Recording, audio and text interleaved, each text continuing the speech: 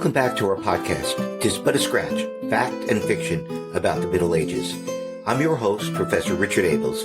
My co-host for this episode is my partner for life and inspiration for all things medieval, my wife Ellen. Today's episode is about a very nasty word, one that academic medievalists use in public at their peril. I mean the medieval F word. Oh, don't say that word. No, Doc, don't say it. Oh, come on, just say it. Feudalism. Bring out your dead! Bring out your dead! Here's one. Ninepence. I'm not dead. What? Nothing. Here's your ninepence. I'm not dead. There.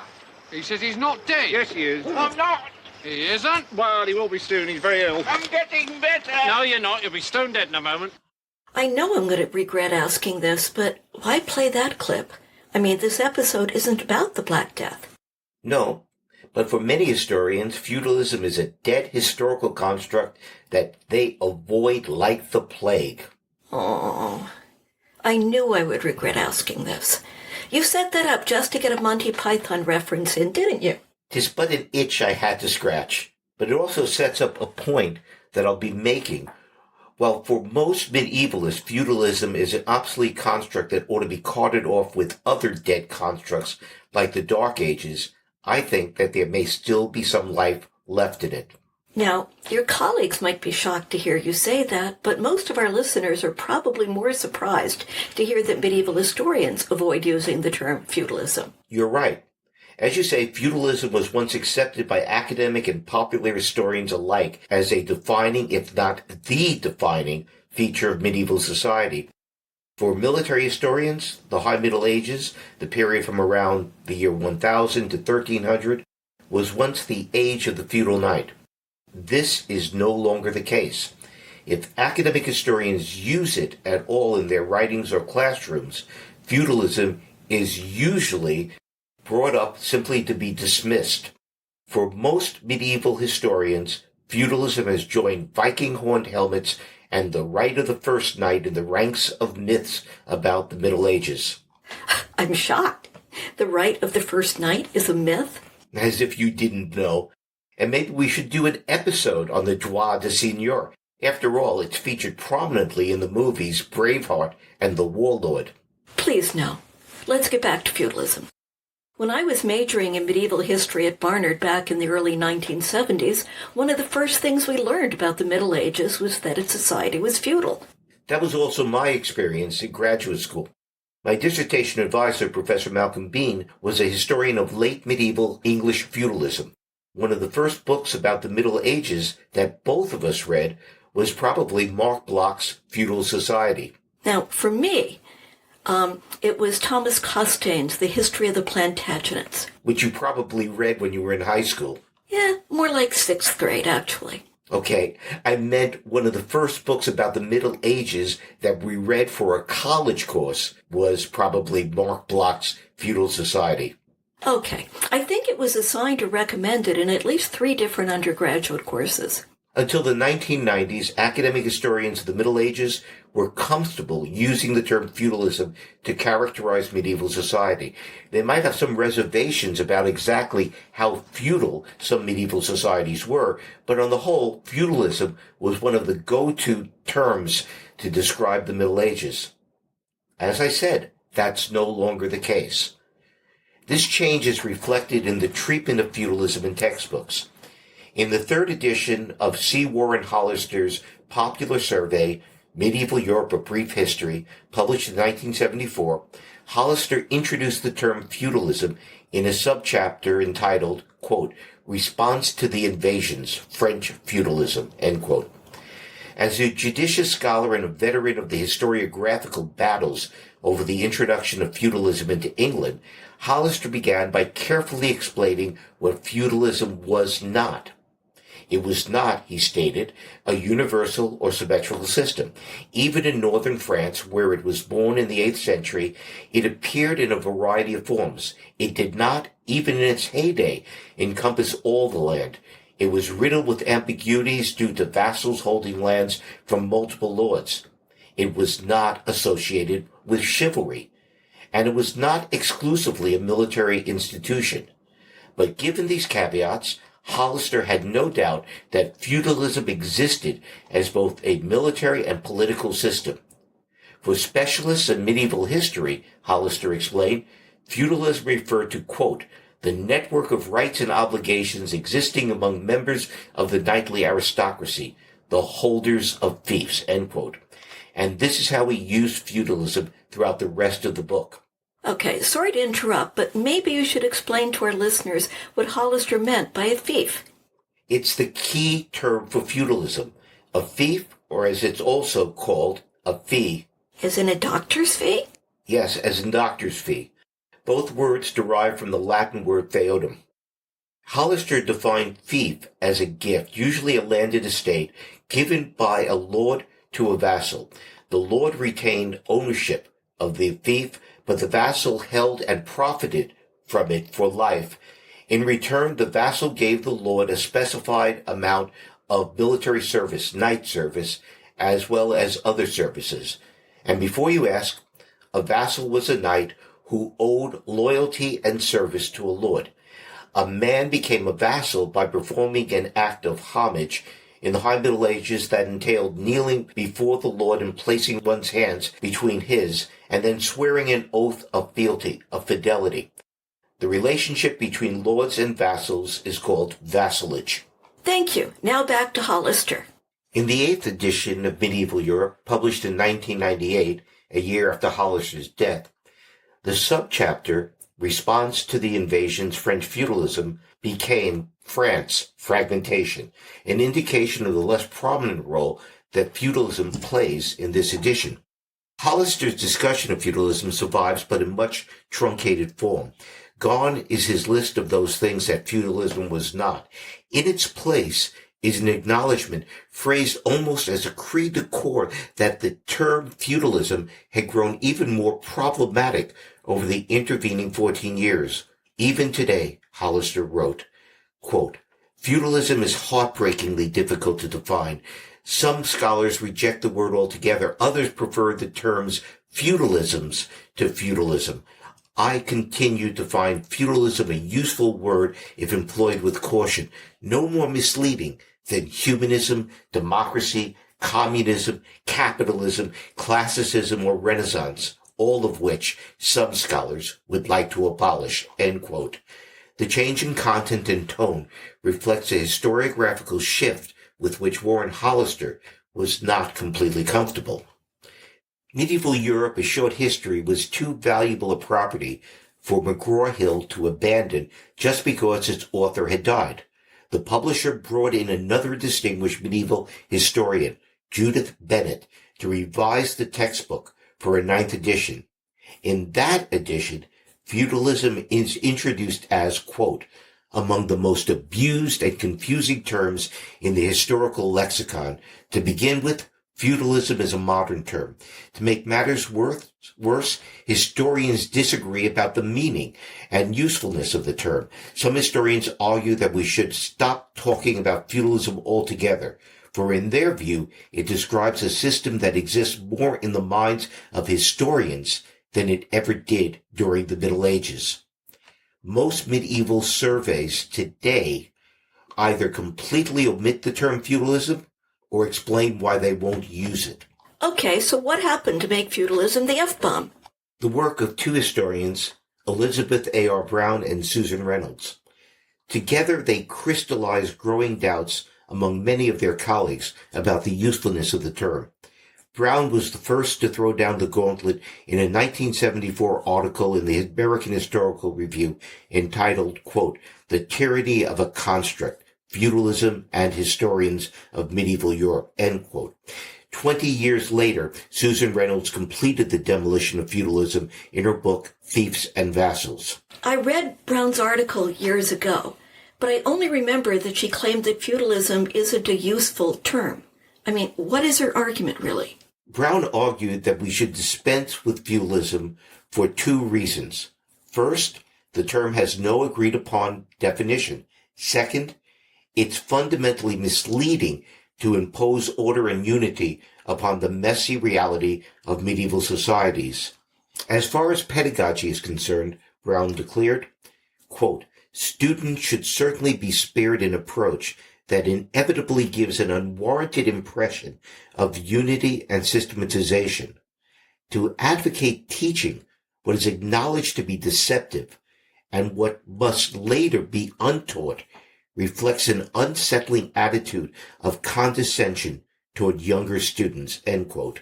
But the same can be said of every other ism. Yeah, and Brown wasn't shy about that. Brown concluded her article with a manifesto against historical constructs in general. Quote, the tyrant feudalism must be declared once and for all deposed, and its influence over students of the Middle Ages finally ended.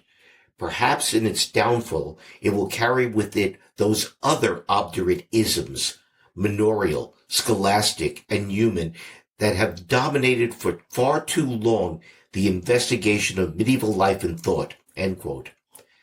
Warren Hollister was clearly thinking of Brown when he wrote, I continue to find feudalism a useful word if employed with caution, no more misleading than humanism, democracy, communism, capitalism, classicism, or Renaissance, all of which some scholars would like to abolish, end quote. Basically, Elizabeth Brown was challenging the usefulness of historical constructs for teaching, or more generally, for understanding the past. Okay, so what exactly is an historical construct?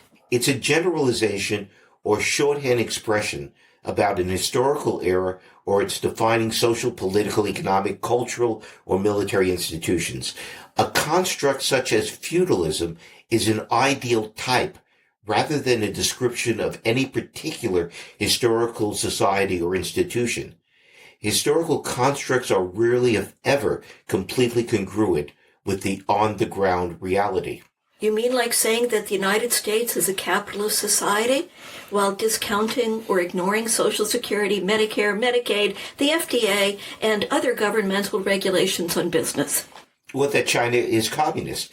I think that Marx would have some difficulty recognizing today's China with its Wild West street capitalism as a product of his thought. So why use historical constructs at all?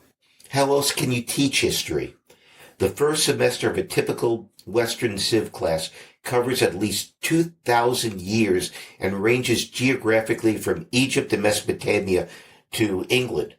When one is covering millennia over the course of one semester, generalizations are not only useful but necessary.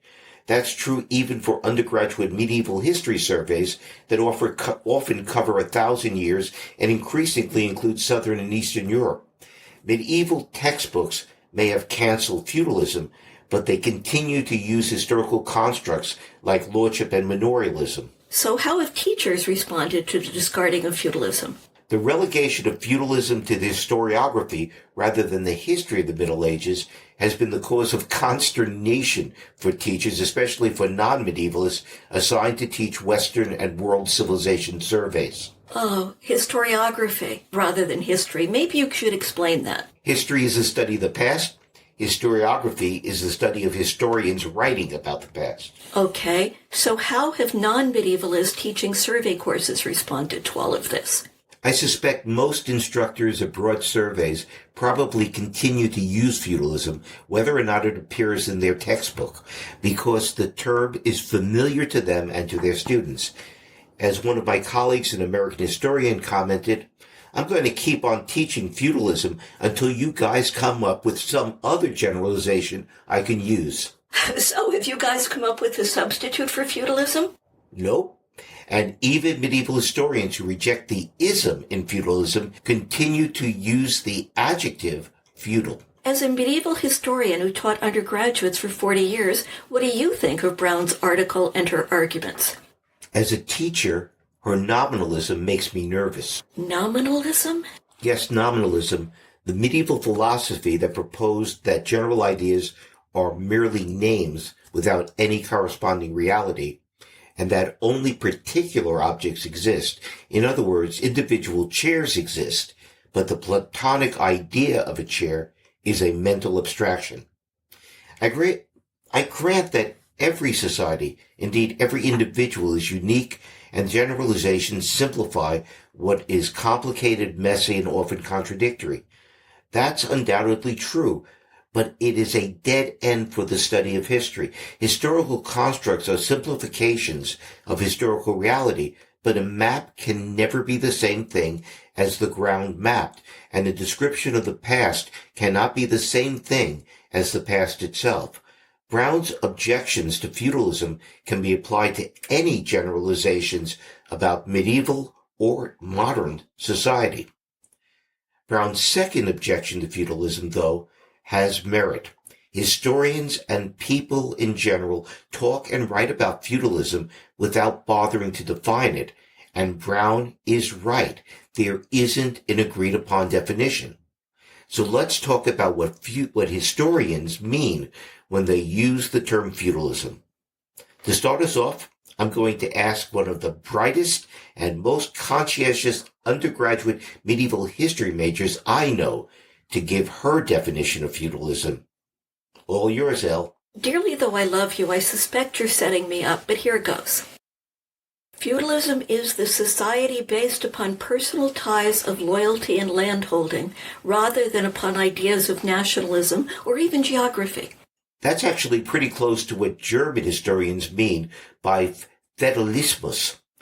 In German historical writings, feudalism, refers to a stage of political development in which political power rests in the hands of landed lords bound together by ties of mutual loyalty in what the Germans term a Personenverbandstaat. Personenverbandstaat?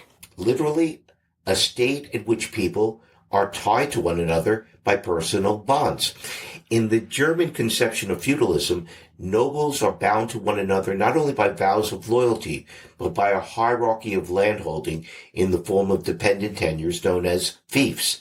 These fiefs are held either directly or indirectly from the king. Okay, yes, the feudal pyramid that I remember from art textbooks. German Feudalismus also defines the relationship between landholders and the peasants who work their lands. Those peasants, whether free or serfs, are dominated economically and judicially by their landlords who require from them rents, labors, and dues while enjoying seigneury over them. I mean, that's a pretty recognizable sketch of medieval society, at least in the High Middle Ages, so what's the big deal? It really is, and it crosses national boundaries, and as it's a fairly good summary of what the great French and knowledge historian Marc Bloch meant by feudal society.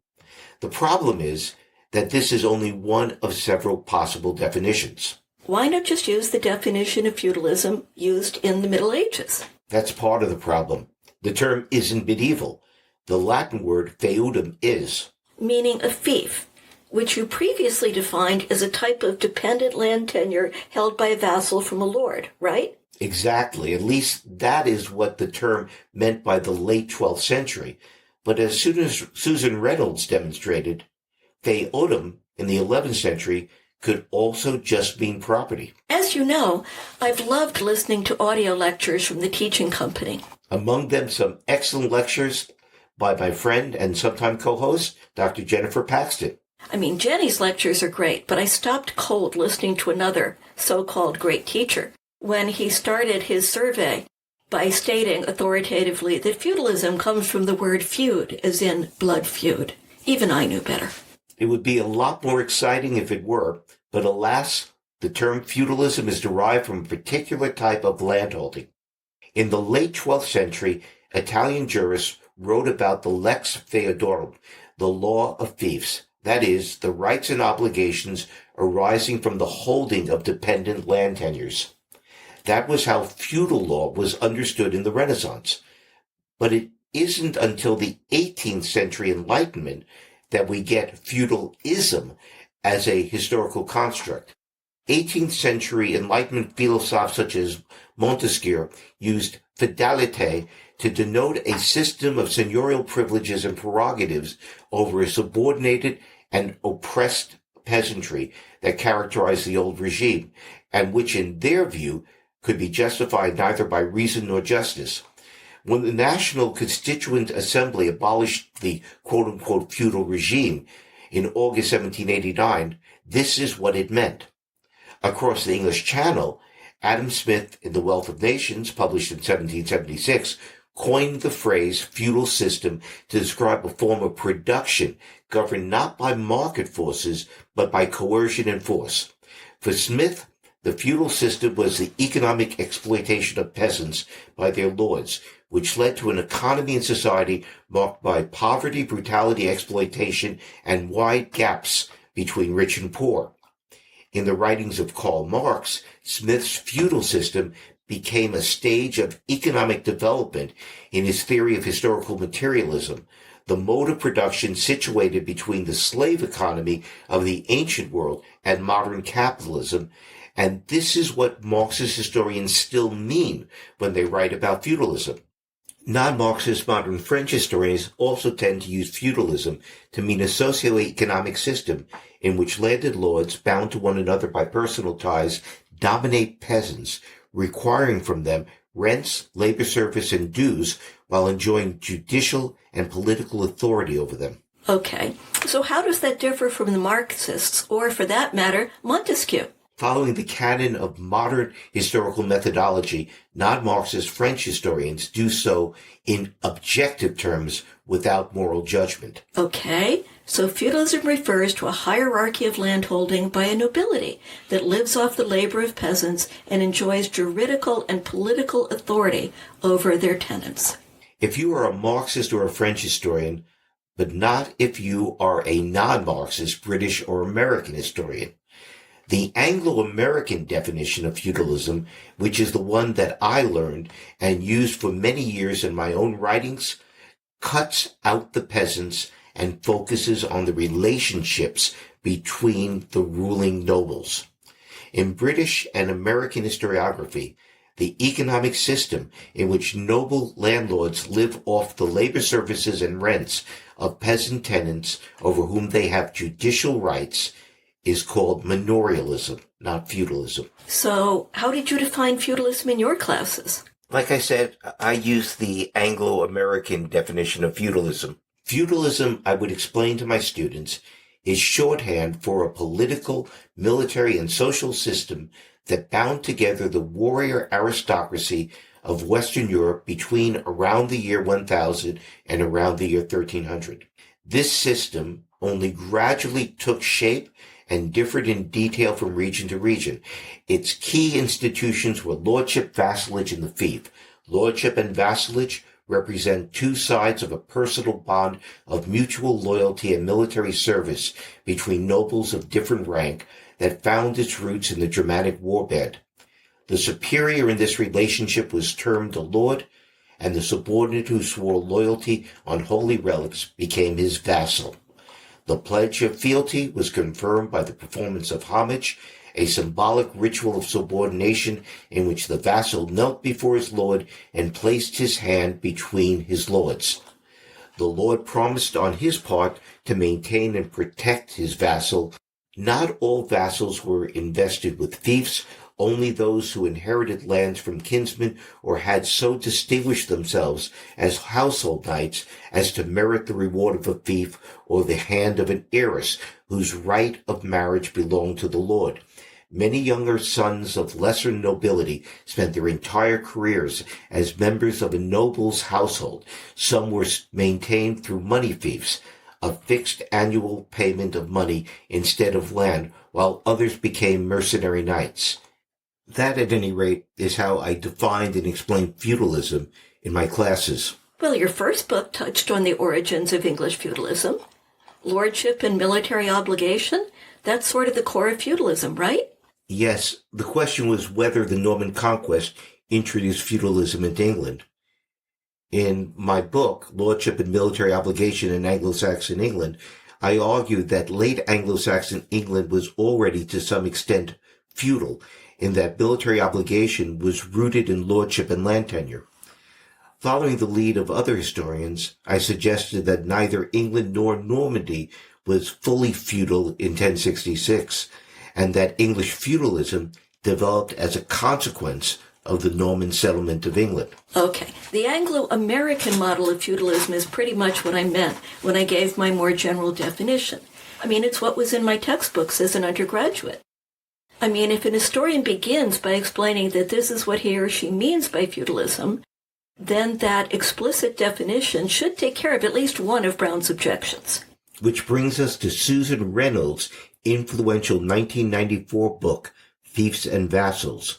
Reynolds set her sights on the Anglo-American model. So does Reynolds deal with, say, Lynn White's techno-deterministic thesis that the introduction of the stirrup gave birth to feudalism?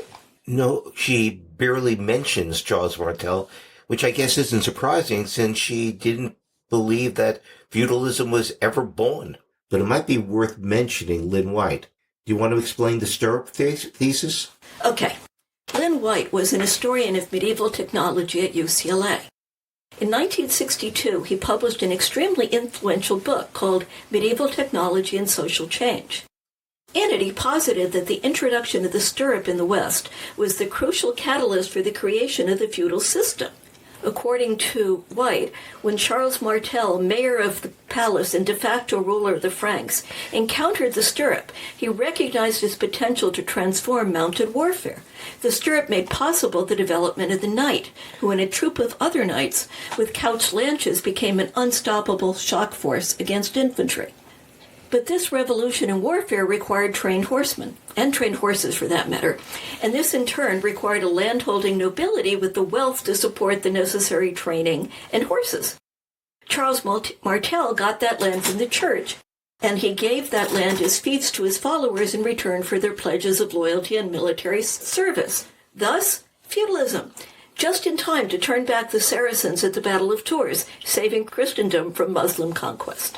Technological determinism in its most elegant form, simple, easily understood, and wrong. Bernard Bachrach, a student of Lynn White, pretty much demolished White's thesis by demonstrating that infantry rather than cavalry was the backbone of both Merovingian and Carolingian military power. Other historians, most notably John France, argue that the classic charge of mounted knights, familiar from movies, was a product of the second half of the 11th century. I've never been a fan of single explanations for complex things, but okay. So the stirrup didn't give birth to feudalism. I was taught as an undergraduate that feudalism became the dominant political system in the 10th century. As the Frankish Empire fragmented under the stress of Viking invasions and internal fighting, the private bonds of lordship and vassalage grew in importance. In this new order, counts and nobles with castles and troops of knights came to dominate localities. The power of the magnates was based on their landed wealth, which they used to secure military support by granting fiefs to lesser nobles and knights in return for loyalty and pledges of service. Kings were in theory the lords of these knights, but in practice were often just one power among many.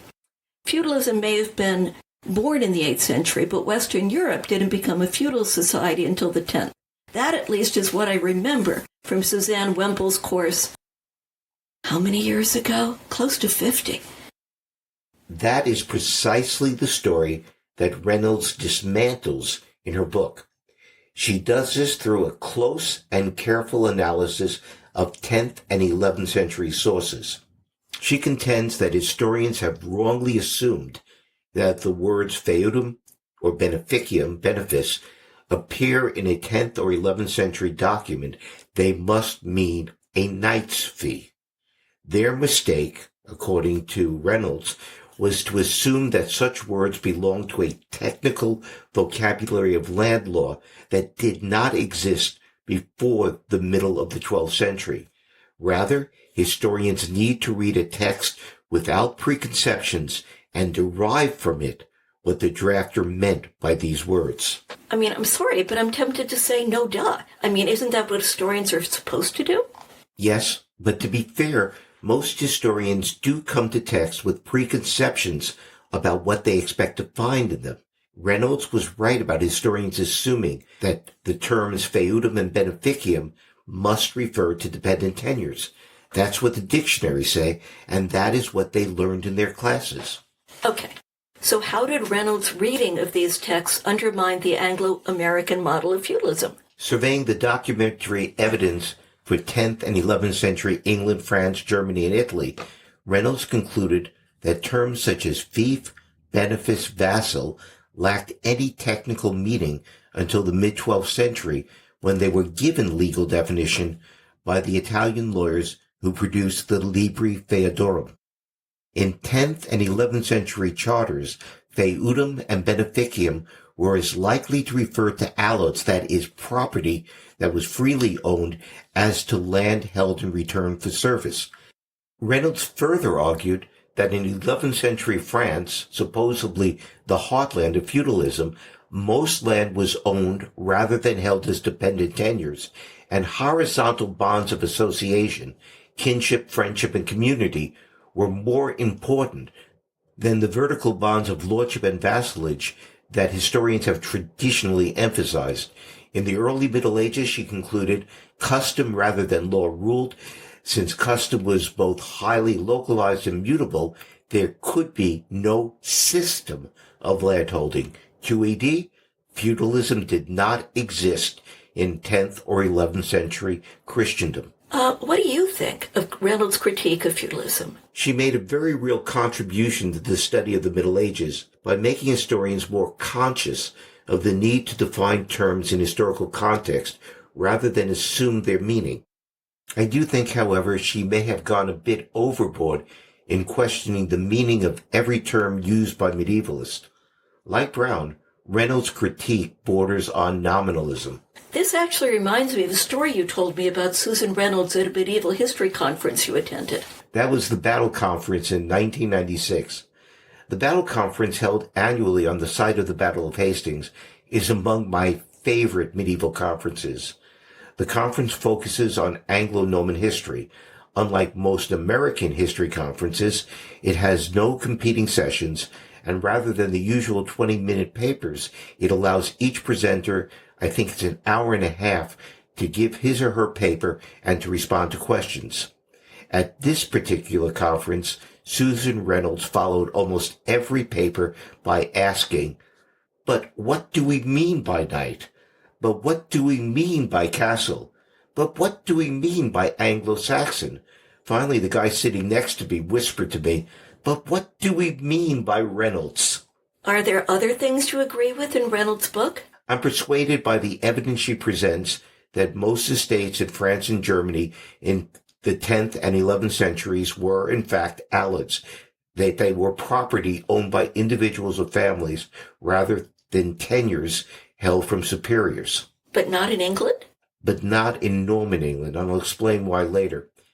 I also think she's right that the heyday of feudalism is the late 12th and 13th centuries and not the 10th or 11th. But I would argue that this had less to do with the writings of Italian jurists than it did with the growth of monarchical power in England, France, and Germany. Wait a minute. Growth of monarchical power? But isn't feudalism supposed to be about the disintegration of central authority and its replacement by personal bonds among nobles? That is what we learned back in the day. But it really was in the late 12th century that kings, beginning with Henry II of England, asserted that they were the ultimate source of all landed property law and offices in the realm, and that they were the liege lords of all those landholders, regardless of whatever lord they may have pledged their personal loyalty to. Henry II of England, followed by Philip Augustus of France and Frederick Barbarossa in the Holy Roman Empire, saw feudalism as a mechanism for consolidating and centralizing power.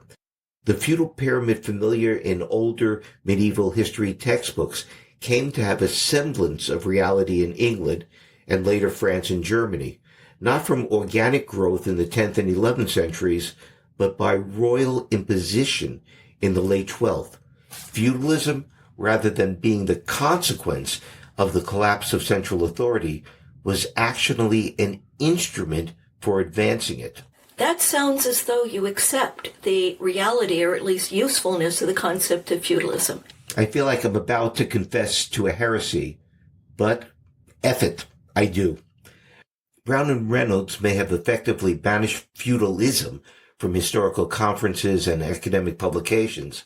What they didn't accomplish is to persuade many medieval institutional and military historians, myself included, that medieval lordship and dependent military tenures are historical fictions. Like the late Warren Hollister, I find myself ambivalent about this paradigm shift. On the one hand, I think that Elizabeth Brown's critique of feudalism as a construct is right on the mark. Nor can I take exception to Reynolds' admonitions to read texts critically within context and to guard against reading into sources what one expects to find in them. But I'm less persuaded by Reynolds' attacks upon the importance of lordship, vassalage, and dependent tenures as central elements in early medieval society and politics. The historiographical pendulum threatens now to swing too far towards horizontal bonds of association, consensus making, and community, and away from vertical ties and power. Both types of social bonds appear in the sources for the 10th and 11th centuries, not only in France, Italy, and Germany, but in pre-conquest England as well. Listening to disputes over whether lordship or community was the foundation of medieval society, I'm reminded of physicists attempting to determine whether light is a wave or a particle. The answer is, of course, both. Susan Reynolds is right in noting that vassalage and dependent tenures were not the only and probably not even most prevalent political and personal ties among the European nobility of the 10th and 11th centuries. She is also undoubtedly right that the distinction between property and tenure was less distinct in the 11th and 12th centuries than it is for historians today or professional lawyers in the 13th century. But this was less a matter of confusion or vagueness as it was the recognition of a social fact.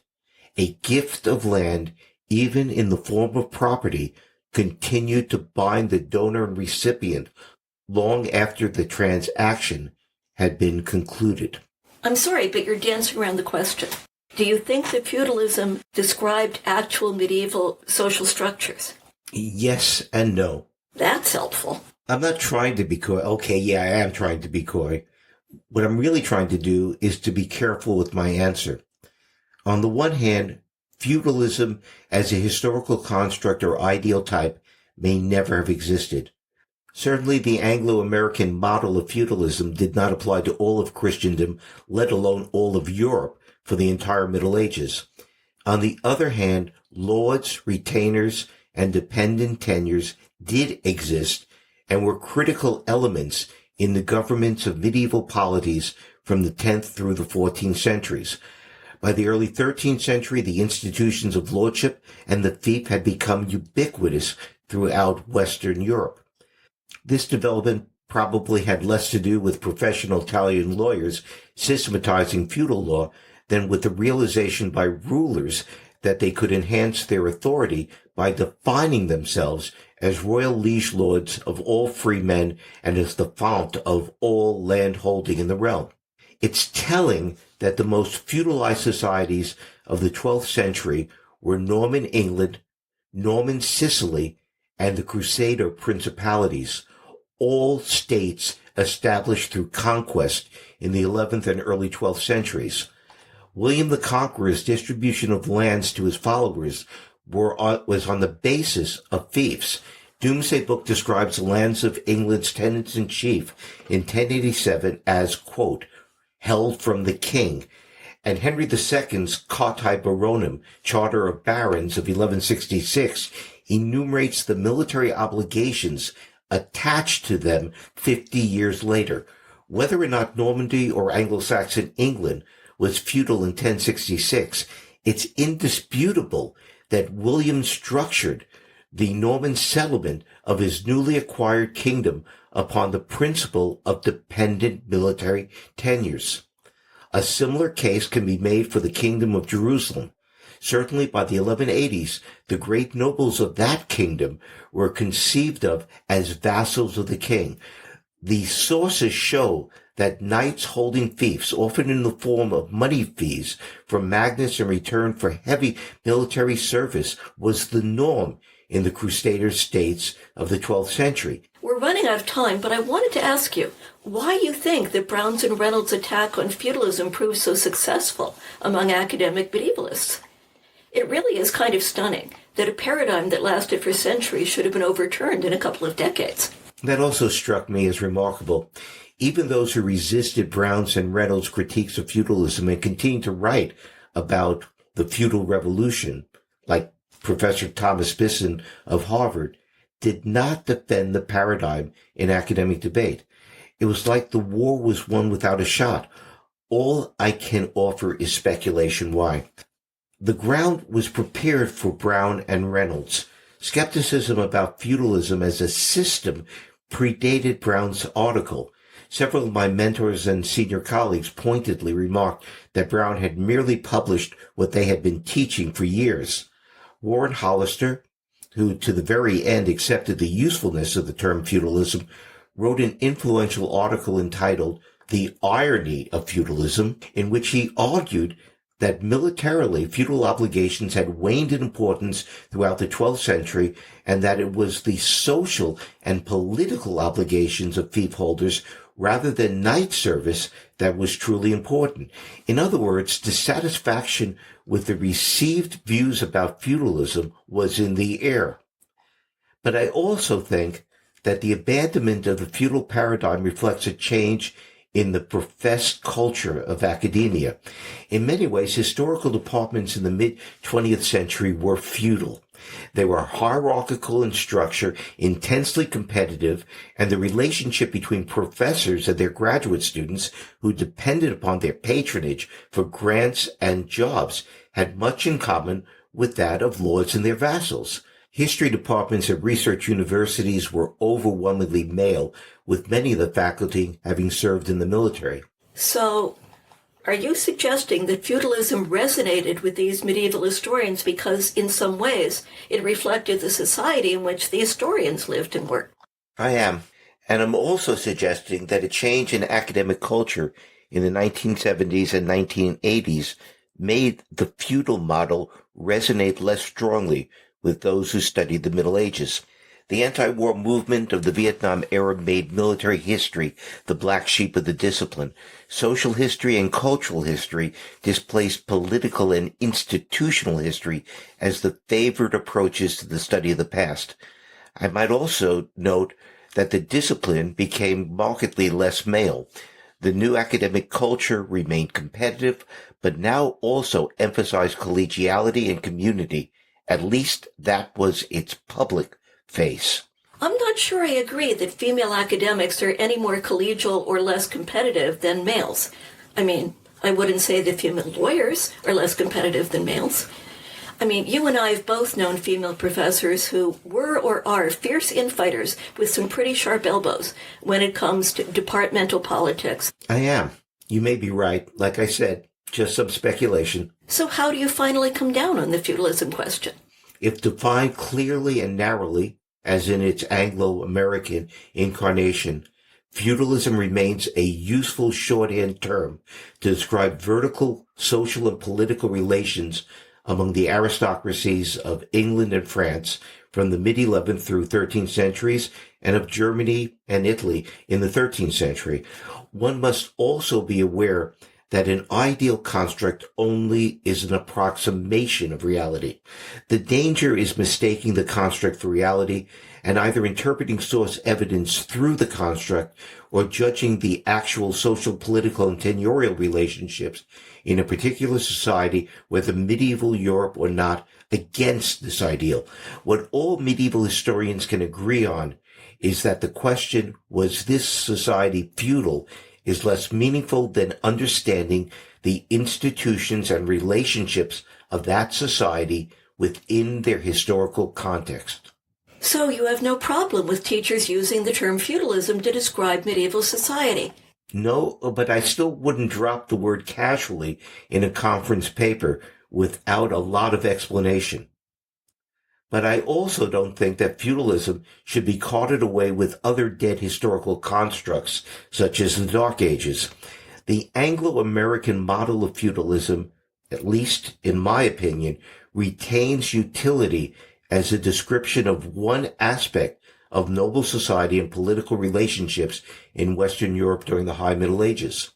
This is an awful lot to absorb, but the bottom line is, if I understand you correctly, is that you believe that feudalism is not yet a dead construct. Yes, so let's give Monty Python the final word on the subject. Okay. Bring out your dead! Bring out your dead! Here's one. I'm not dead! I'm not dead! There. He says he's not dead. Yes, he is. I'm not!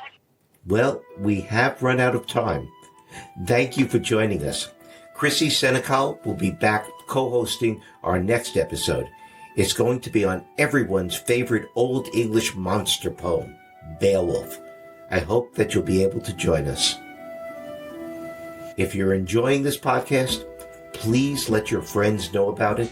Good ratings and good reviews really do help spread the word. Bye for now.